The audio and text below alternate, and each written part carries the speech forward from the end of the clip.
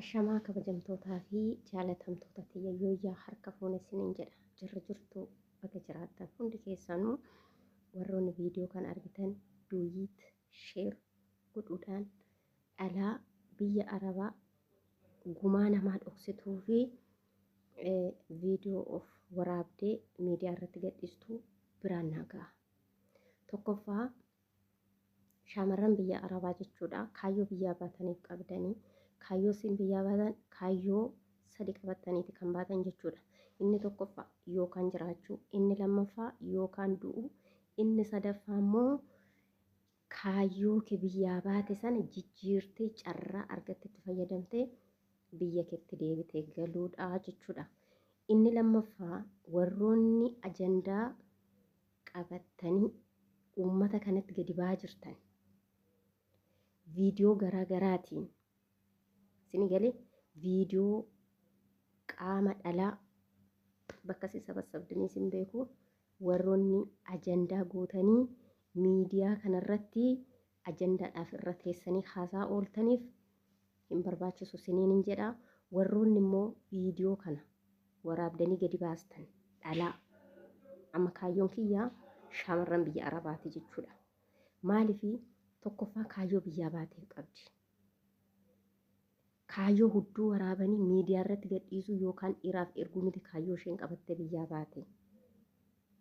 Tokkoffaa maatii ishee jijjiiruu, inni lammaffaa ofiin of jijjiiruu, inni sadaffaa gara biyya ishiitti galtee jaarsa ishii dhiiftee dhufte yoo ta'e gara jaarsa ishiitti galuu, jaarsa hin qabdu yoo ta'e gara maatiitti galtee sadarkaan heeruma ishii gaheera waan ta'eef heerumuudha.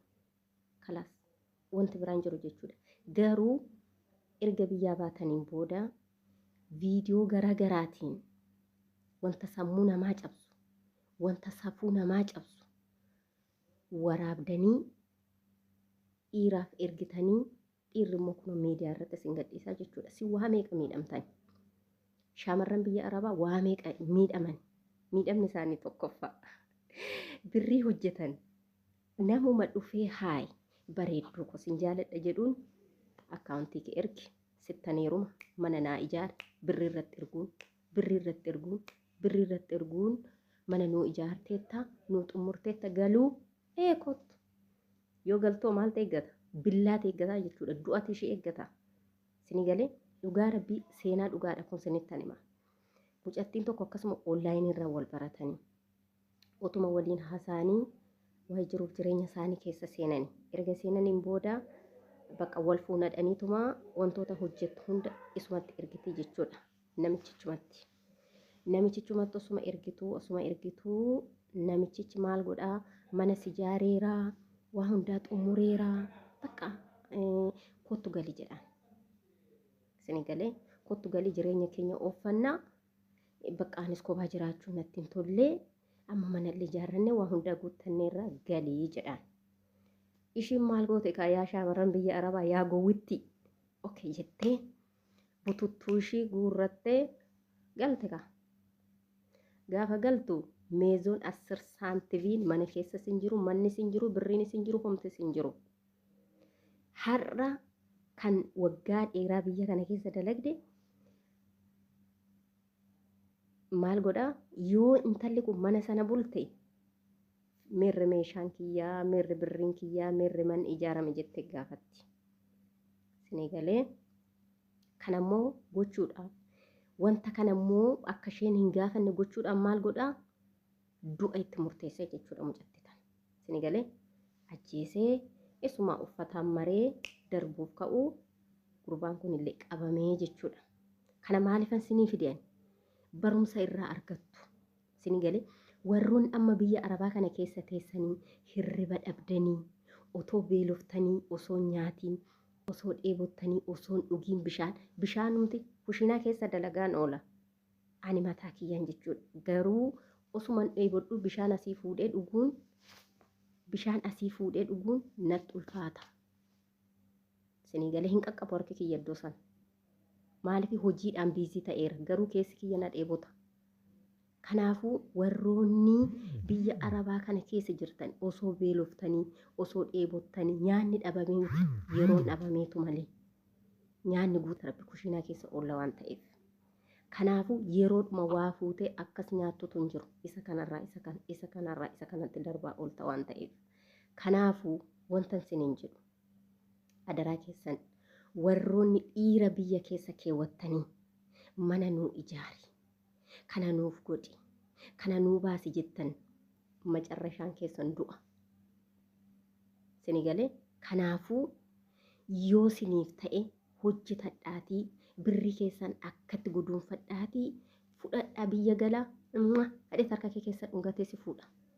Maaliif yeroo narraa yeroo birrii waan ta'eef yeroo narraa yeroo birriitti amanan waan ta'eef ati birrii qabda taanaan abbaa barbaades si fuudha.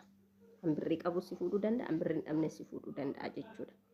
Kanaafuu waan isiniin jechuu barbaadu adaraa keessan maqaan nyaatinaa. Birriis ergitanii maqaan nyaatinaa. Biyya Arabaa kana keessattis Suudii keessatti wanta deemaa jiru argitaniittu. Mucayyoo samuuna kana duutee mubaarak ajandaa irratti godhamee irratti dubbatamaa jiru wajjiniin guddattee sini galee wajjiniin guddattee wajjiniin barattee qee tokko keessatti maaddii tokkorraa wajjin nyaatanii guddatanii har'a mucattii kana eenyuuf dabarsitee kennitee diinaaf dabarsitee laattee jechuudha. Gumaa mucattii kanaa dhugaa mucattii kanaa martee akkatti irra teessee jirti jechuudha. Akka nama taa'ee jiru kanatti haatiin boo'a haatiin boossi abbaan hin boo'a firri muluu hin boo'a hin maraatu jechuudha. Sini galee kanaafuu adaraa keessan dabarsitanii diinaaf waliin laatinaa. Yoo ta'ellee ani akka mataa kiyyaatti jechuudha mucattii Suudiitti akka mataa kiyyaatti waan an godhu isinitti immoo ofii kootii lubbuu tiyya tana dabarsee kenneetiniin gumaa nafsii mucattii sanaa hambisa. Maaliifii ana hidattee biyyaa baate sini galee ishii jalqaba deemtee kaate mucattii kana fuute waan ta'eef maqaa eenyuutiin baate maqaa intala warqii jedhamtu sanaan baate jechuudha. Erga achi geesseen booda'u ishumatu bakka kontiraataatii baasee karaatti hambisee jechuudha. Namni tokko du'e jedhee mardoo yeroo himu akka aadaa fi seeraa duudhaa Oromoo keessatti kabajaa qaba. Namni du'e jedhanii himuunu kabajaa qaba. Isin galee namni tokko du'eera jettee haadhaaf abbaa biraan ga'uurraan dura reefi mucattii kanaa eessa jira? Eessatti duute? Hadaraashaan shiyoo boru yoo na gaafatan maalan deebisa? Deebiin kiyya maali? Isin galee deebii mataa keetii erga qopheeffatteen booda duuteetti jettee himta jechuudha. Gaafa immoo himtee fidi reeffa mucaa keenyaa jedhaniin kunooti qabatamaa waan ta'eef kunooti jettee kennite jechuudha. Maaliin akka duutes yeroo sana marammaramte adda baate jechuudha. Kun iddoo ishenitti duute jettee himte bakkatti duute hin beeku. Reeffa fidi hin beeku. Kuni gumaa namaa yookiin dhugaa namaa awwaalu jechuun ishiirra boru maaltu ga'a? Intalli kun boru nama dhalee dhala argatuu danda'u dhala kurra maaltu ga'a? Achi fageessinee yaaduu qabna ofirraa jechuudha. Kanaafuu dhugaa mucattii kanaa ammallee taanaan borullee taanaan maal jedhan seetan afaan takka bichaa isiniif hima daqiiqaan kiyya dhumachuu fi dhugaan Oromoo yoo funyaan qaban afaan hin dubbattii jedhan yoo afaan qaban immoo funyaan hin dubbattii jedhan.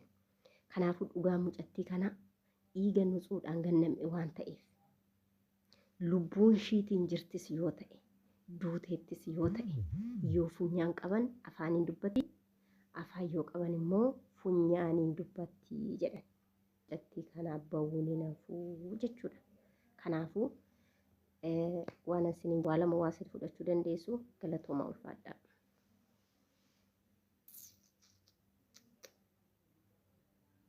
Galatoomaa ulfaadhaa. Daqiiqaan kiyya dhumateera.